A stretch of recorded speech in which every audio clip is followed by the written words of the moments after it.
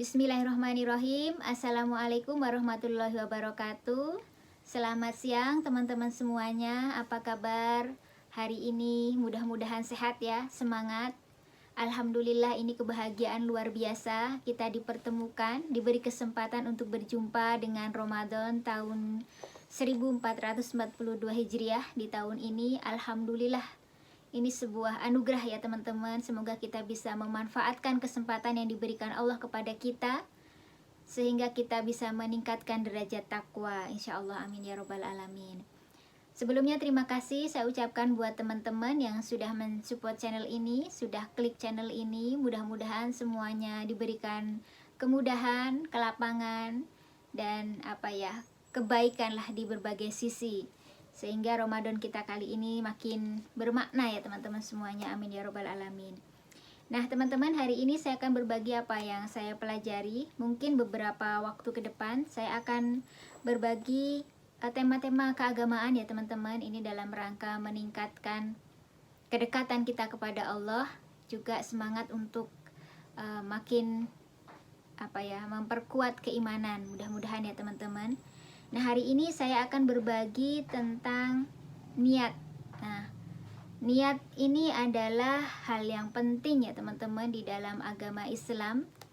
Bahkan saking pentingnya Imam Syafi'i itu mengabarkan bahwa niat itu seperti sepertiga ilmu.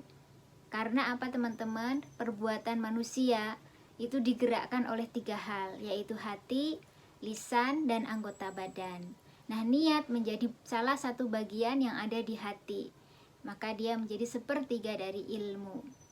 Bahkan para ulama juga menuliskan dalam buku-bukunya, dalam kitab-kitab beliau-beliau ini ya teman-teman, dengan mengutip bab niat di awal atau hadis niat di awal, agar mengingatkan para pembacanya barangkali ya teman-teman, perihal meluruskan niat hanya karena Allah dalam belajar, wallahu a'lam bishawab. Tapi yang jelas, niat ini sangat penting kedudukannya dalam amal perbuatan kita.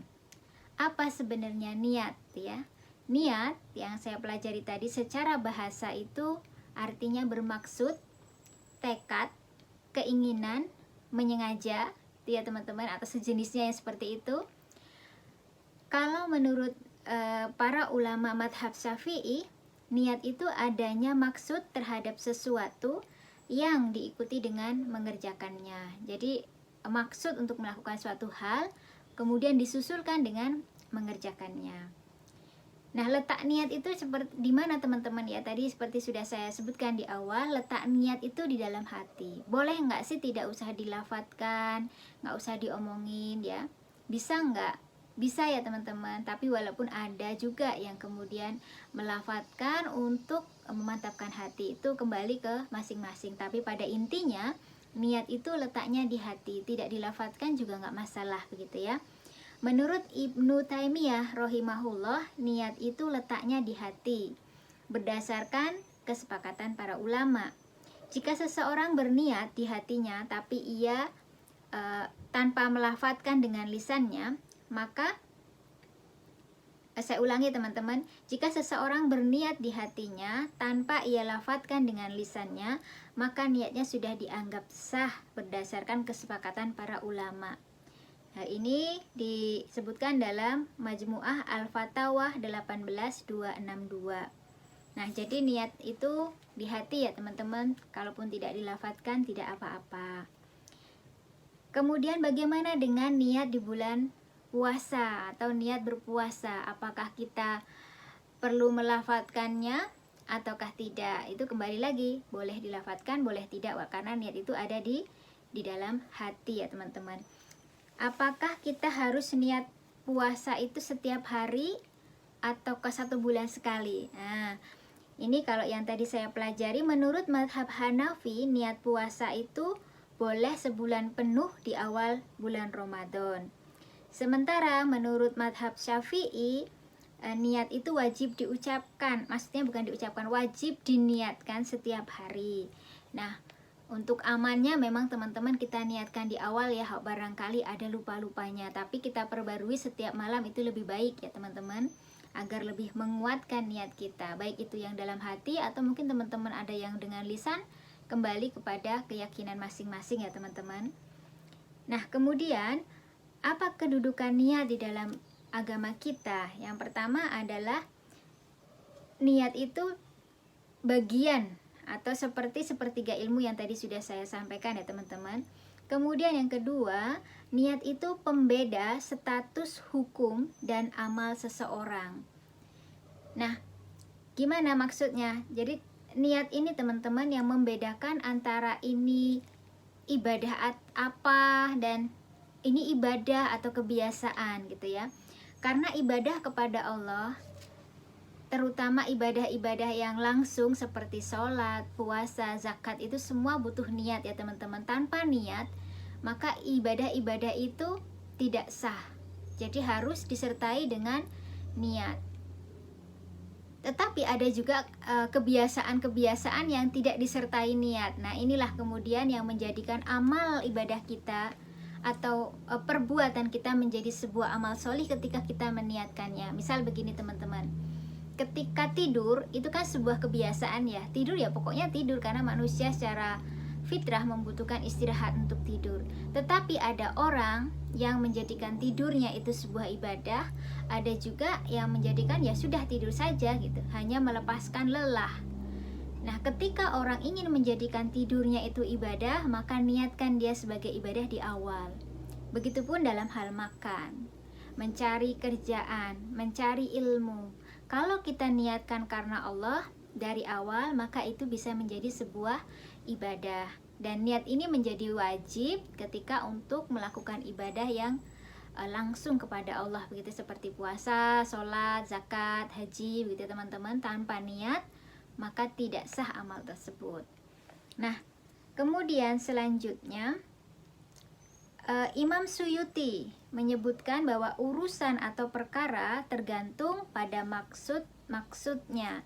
Jadi semua urusan kita, niat-niat kita itu, amalan-amalan kita itu tergantung dari apa yang kita niatkan gitu ya. Teman-teman barangkali pernah mendengar hadis tentang niat ya, yang disebutkan dalam hadis Arba'in Imam Nawawi ya. Itu di bab pertama tentang bab ikhlas disebutkan bahwa innamal a'malu binniyat. Di situ dikatakan bahwa segala sesuatu itu atau segala amal itu tergantung dari niatnya, dan setiap orang hanya akan mendapatkan sesuai yang diniatkannya. Nah, dalam hadis ini lanjutannya ya teman-teman, saya bacakan artinya saja ya teman-teman ya. Dari Amiril Mukminin Abi Hafs Umar bin Khattab, ia berkata, aku mendengar Rasulullah Shallallahu Alaihi Wasallam bersabda, segala amal itu tergantung atau sesuai niatnya. Maka barang siapa yang hijrahnya kepada Allah dan Rasulnya, maka hijrahnya itu kepada Allah dan Rasulnya. Barang siapa yang hijrahnya itu karena kesenangan dunia atau karena seorang wanita yang akan dikawininya, maka hijrahnya itu kepada apa yang ditujunya. Jadi kembali lagi, niat kita itu untuk apa, kita akan mendapatkan apa yang sesuai dengan yang kita niatkan. Kemudian niat yang selanjutnya adalah menjadi pembeda tujuan sebuah perkara. Maksudnya gini teman-teman, apakah karena Allah ataukah karena seseorang gitu ya, atau karena orang lain. Nah, kita ya sama tadi ya disebutkan hadis tadi ya, bahwa kita akan mendapat sesuai dengan yang kita tuju, dan Allah Subhanahu wa Ta'ala tidak membutuhkan niat selain Allah gitu ya. Amalan-amalan yang tidak ditujukan kepada Allah, ya Allah nggak akan ngasih balasan gitu, dan Allah juga tidak membutuhkan amalan-amalan itu. Dalam sebuah hadis qudsi disebutkan bahwa aku sangat tidak butuh sekutu siapa saja yang beramal menyekutukan sesuatu denganku, maka aku akan meninggalkan dia dan syiriknya. Hadis riwayat Muslim. Nah, ini jadi Allah tidak membutuhkan amalan-amalan kita yang dilakukan tidak karena Allah. Jadi misalnya pingin puasa bukan karena Allah, tapi puasa hanya karena ya nggak enak sama yang lain, kan yang lain puasa terus kemudian akhirnya ikut puasa. Nah, ini Allah tidak butuh seperti ini ya teman-teman. Allah hanya membutuhkan yang puasa karena Allah dan Rasulnya, bukan karena manusia atau dorongan yang lainnya. Nah, demikian tadi teman-teman tentang niat ya, bahwa semua amal itu tergantung niatnya, dan kedudukan niat di dalam Islam itu sangat tinggi. Maka dari itu mari bersama-sama doakan saya juga agar kita meluruskan semua niat-niat kita, terutama di bulan Ramadan ini dan seterusnya, bahwa setiap amal ini kembali kepada Allah, bahkan dalam hal-hal kecil sekalipun, agar menjadi ibadah tidur kita, mari niatkan karena Allah, minum kita, makan kita, belajar kita, berbagi kita, dan semuanya itu hanya semata-mata karena Allah. Dan niat ini teman-teman kadang berubah-berubah gitu ya, jadi memang kita harus terus memperbarui, terus berdoa kepada Allah agar kita diluruskan niat kita hanya karena Allah, karena memang setan sangat mudah membelokkan hati manusia ya. Menurut Sufyan As-Sauri ya, tidak ada sesuatu yang paling berat untuk saya obati kecuali masalah niatku, sebab ia senantiasa berbolak-balik dalam diriku. Nah ini dia teman-teman, karena kita adalah manusia biasa yang juga punya banyak keinginan, sehingga niat ini selalu berbolak-balik, maka sering kita perbarui lagi agar kita kembali kepada Allah, niatnya diluruskan karena Allah, dan semua amal ibadah kita semoga diterima oleh Allah Subhanahu wa Ta'ala. Demikian ya teman-teman untuk berbagi siang hari ini, dalam rangka menguatkan saya juga mengajak teman-teman, semoga Ramadan kali ini makin berkah, niat kita lurus karena Allah Subhanahu wa Ta'ala. Nah jika ada benarnya datang dari Allah, kalau ada salahnya dari saya pribadi, silahkan diluruskan. Mohon maaf atas segala kesalahannya. Assalamualaikum warahmatullahi wabarakatuh.